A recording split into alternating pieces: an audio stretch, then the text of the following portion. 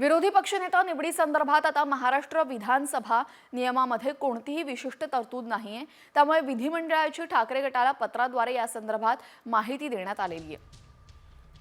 ठाकरे गटासाठी विरोधी पक्षनेते पदाचा मार्ग त्यामुळे मोकळा झालेला आहे का असा सवालही उपस्थित झालाय। दरम्यान विरोधी पक्षनेते पदा निवडी संदर्भातली कायद्यातली तरतुदींची माहिती द्यावी यासाठी 25 नोव्हेंबर 2024 रोजी ठाकरे गटाने विधिमंडळाला पत्र लिहिलं होतं आणि या पत्राला विधिमंडळाकडून उत्तरही देण्यात आलं।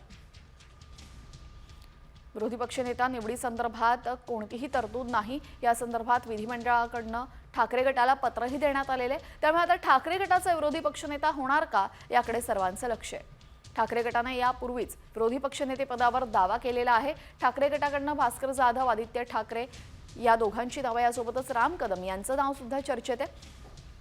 दरम्यान महाविकास आघाडीमध्ये मात्र विरोधी पक्षनेत्या पदावरनं रस्सीखेच सुरूच आहे, समन्वय नाहीये, एकमत नाहीये। त्यामुळे आता महाविकास आघाडीतून नक्की कुणाला हे पद मिळणार हे पाहणं महत्त्वाचं ठरेल।